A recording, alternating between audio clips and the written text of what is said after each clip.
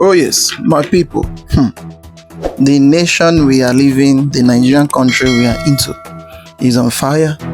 The way things is going on in Nigeria, the coming of US soldier, the coming of Trump into Nigeria, since the day Donald Trump make a speech of coming into Nigeria, sending his army into Nigeria, the Nigerian government has been so worried about it.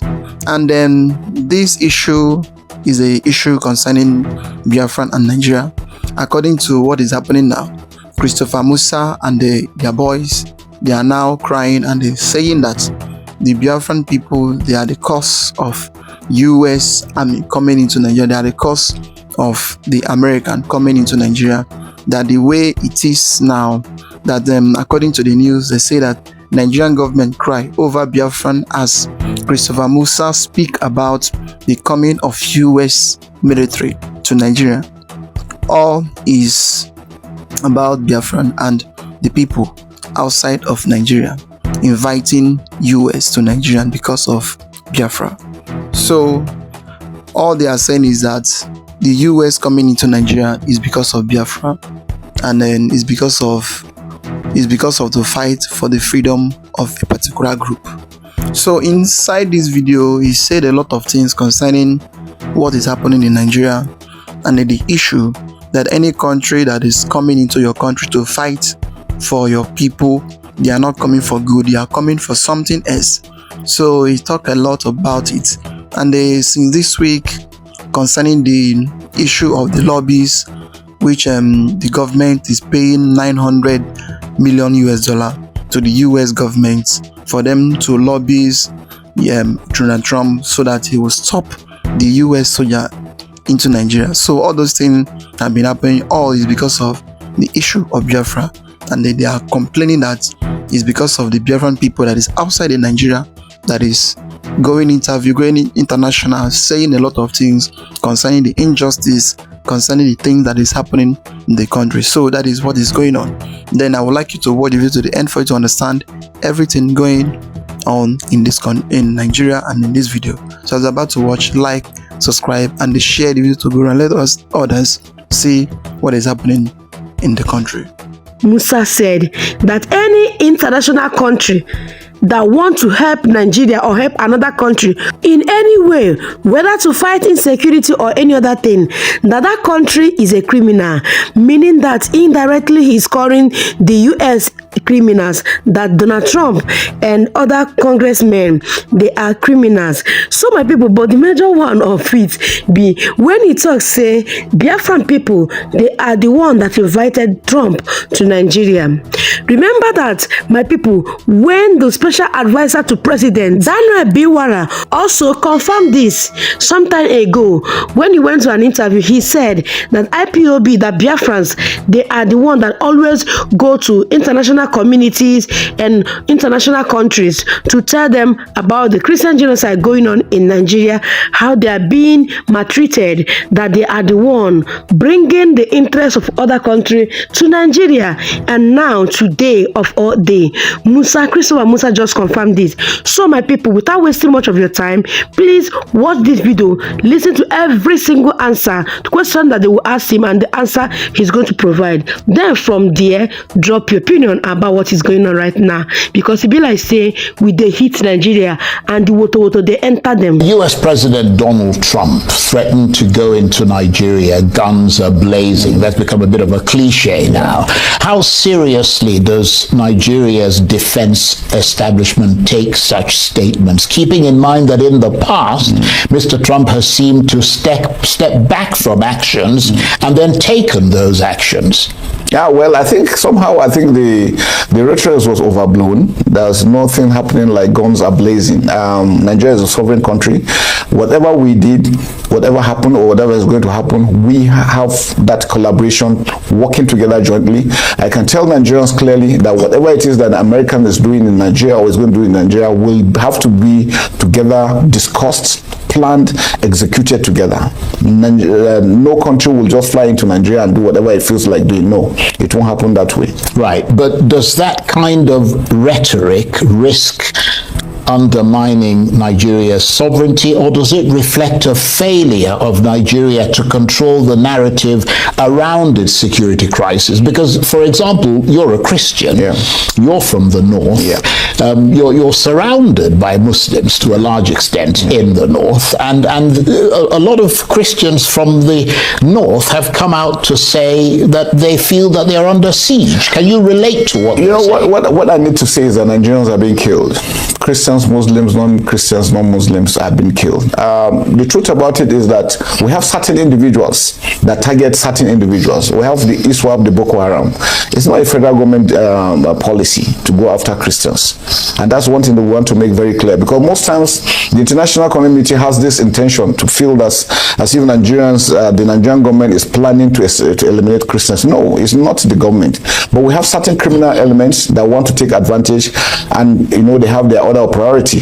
But can you understand, sorry to interrupt you, that if a Christian minority community is living in a place where they're entirely surrounded by a Muslim majority, the state in which they live is a Sharia state, I mean, can you understand the fact that those people might feel a tremendous sense of oppression in that place, and oppression that may well lead to fears and concerns about attempts to eliminate? Fear is natural. Fear is human nature, and there could be perception. I was born and raised in Sokoto. I grew up in Sokoto. I spent my entire formative years in Sokoto. I went to my primary school in Sokoto.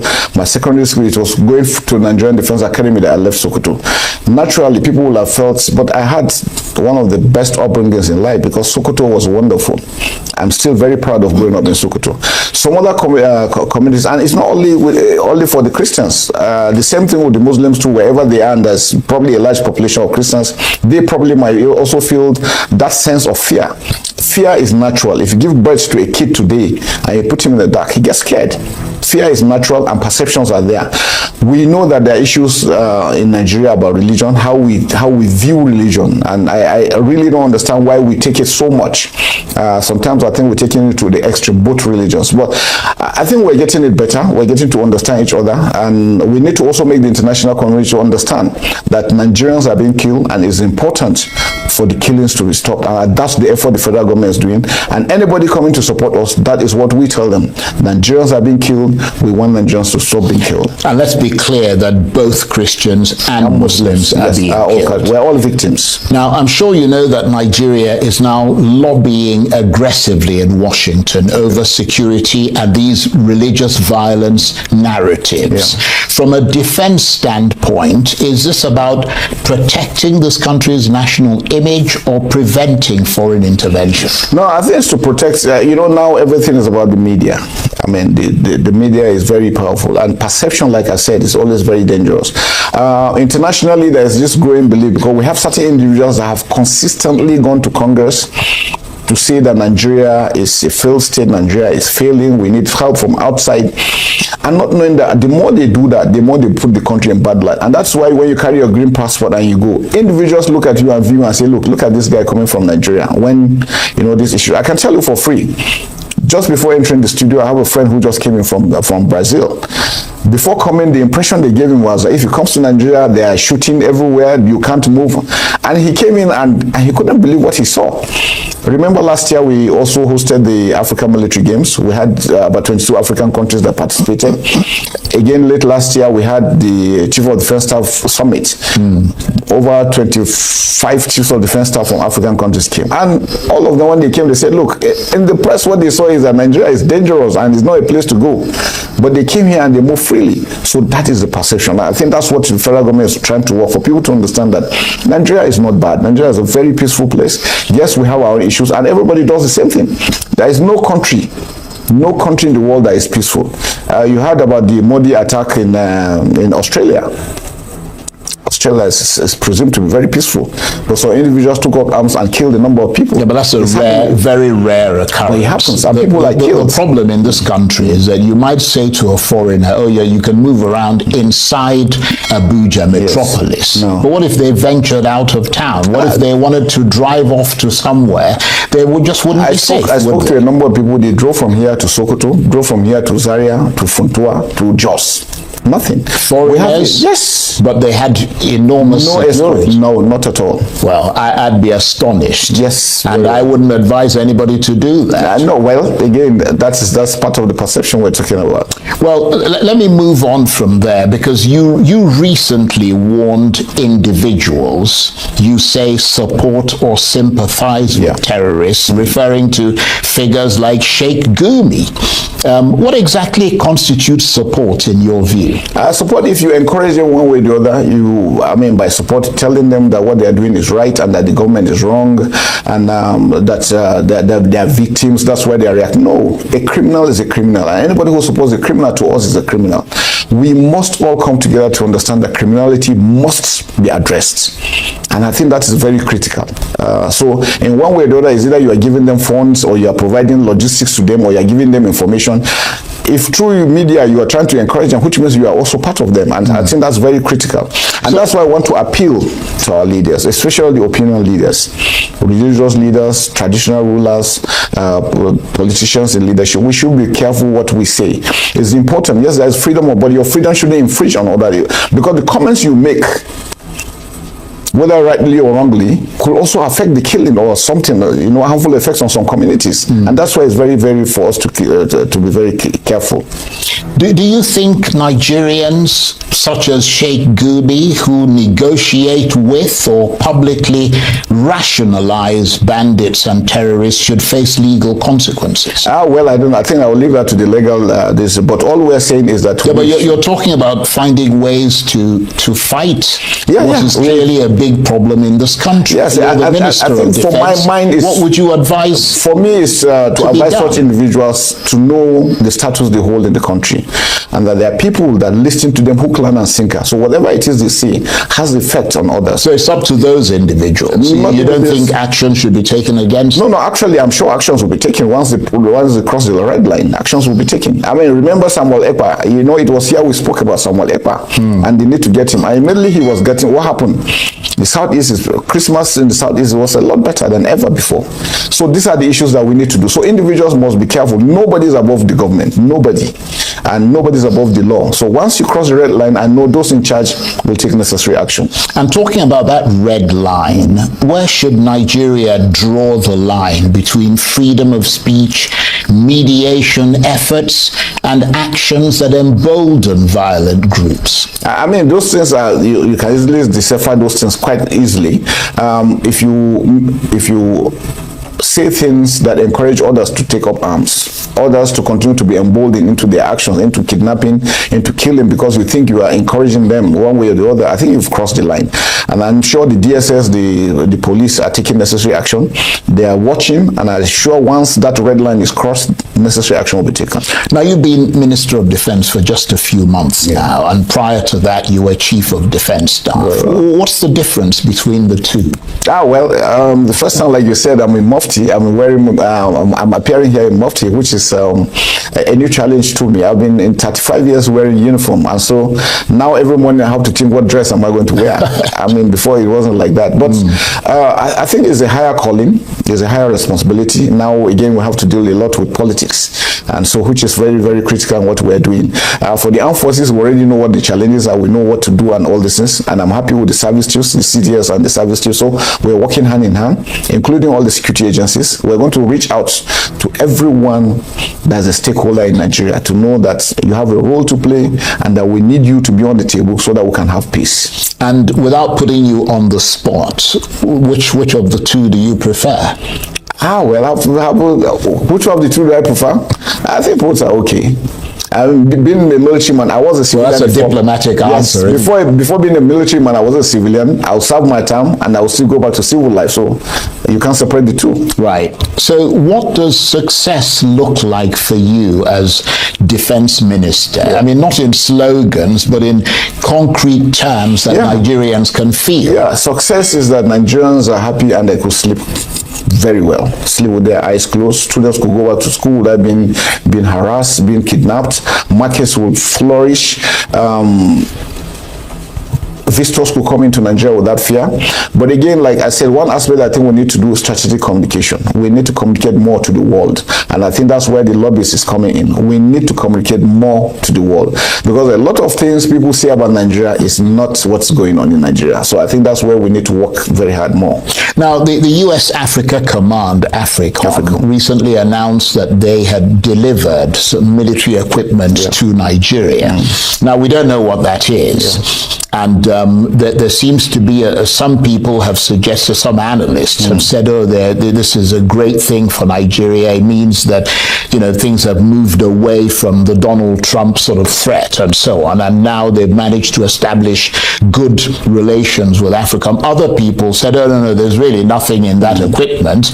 It's probably things to do with equipment that they hadn't supplied, that they stopped supplying to Nigeria for things like maintaining the Super Tucano and all the rest of it, and that's simply what they're supplying. Can you shed some light? No, I think this could be both of them. Some of the things that came were things we were paid for in the past, and they're just coming.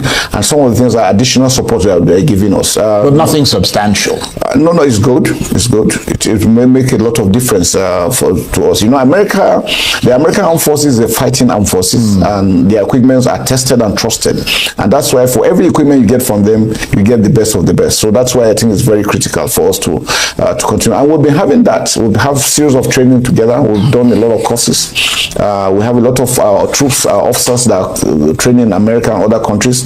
As we speak, countries like the AAS countries, we still have them in our schools, in our training schools here, to tell you that we are very robust. And Nigeria is such a country that really has a large heart, that despite all the talks here and there, we still pull in everybody to want to make peace. And I think that's very important. And now there was that attack, of course, in Sokoto State, which is your state. What is your reaction to that? No, I think it was based on, actually, you know, the Lakrawas came in from Niger. I know we spoke about them the last time. They were a bunch of terrorists that were living in Niger, and some Nigerians inadvertently invited them in, and until they started attacking, that's when the report came in. So they were targeted, and they were actually neutralized a lot. Most of them have also even fizzled out. Those ones that survived have fizzled out back. But the greatest point is that it has shown that there's commitment, that wherever you are, there's a reach that could get to you. A lot of these things that are happening is because we don't produce what we need, and because we don't have all that we need. I'm sure with this, more doors are opening. The president has, with the signing of the DICOM bill last year, it has afforded us the opportunity for DICOM to produce. And a lot of companies now are producing military hardware in Nigeria, including drones, APCs, MRAPs, and this. And I think that is very good for us, because if you look at it on the long run, economically it will be good for us. Operationally, it will enhance our capabilities. But I'm wondering why because I mean the reports we're getting is that the Nigerians supplied intelligence to the Americans. Is that a fact? No, yes, we work together, because definitely they wouldn't know most of this. We were able to get. So why Sokoto State? I mean, that's not the Lakurawa is sort of fairly down the pecking order, isn't it? It's a new threat that is evolving. Oh yes. Now, wow. Sometimes we'll be asking, I will be saying that sometimes to be in power, it is good to be in power. The other side, it is very, very toxic to be in power. And then once you are in power, whatever the people is crying for, whatever is happening in the country, is none of your business. It's none of your concern. They will feel as if it is just a normal something that's supposed to be happening. It is very, very shocking. The interview concerning Christopher Musa, even the whole thing that is happening in Nigeria, the buying of Christians, the buying of both Muslim also, but the way they are talking about it as if it is just something of just that start today. In Nigeria, the satellite of the world is in Nigeria. Everything that is happening in Nigeria, everybody is seeing it around the world. So, but the way he's talking, the way he's granting his interview, is like he's talking, referring to another thing entirely. So, does it mean that US coming into Nigeria to defend both the Christian, both the Muslim, is now an evil? Because since all those years, the Christians have been buying every day. No governments. In fact, if you go into the village, you interview them, they will tell you what used to happen before those terrorists comes in. In fact, you'll be shocked. But imagine what the chief of defense staff, Christopher Musa, is saying, that all those things just painting it as if it's just normal something. It is very, very heartbreaking. And that is why US Donald Trump is not listening to them anymore. He's doing everything he's doing to make sure that the life of people is protected. And again, the issue of Israel president, Israel Prime Minister Netanyahu, all those things is now causing them very, very big headache in the country. So we don't understand and we don't know. Your people is living with fear. Nobody is coming out. Every day you don't know who will be the next. And then when other people, other foreign country is now trying to help you to stop all those menaces going on in the country, the next thing the government will start crying, claiming that the resources did the resources, that even though the resources, who did the resources help apart from those that is in the power. So everything that is happening in Nigeria, as for the leaders, it is none of their business. They don't care about the people, and what is their own is about their family, their children, and how they will use travel to abroad and to please the British, the white man who puts them as the leader of the country. So that is it. Well, I would like to hear a comment down below. Like, subscribe, and share the video to go around. Let others see things happening in Nigeria, because if you look at it very well, it is the leaders is the problem of this country, not the people, not those that is, because I would say those, not the people, sure, but it is the leaders, those that elect themselves to be in power. Because had they been, it is not like that. Just for one night, they know what to do so that all those people will be wiped out. Well, I'll say thank you for watching.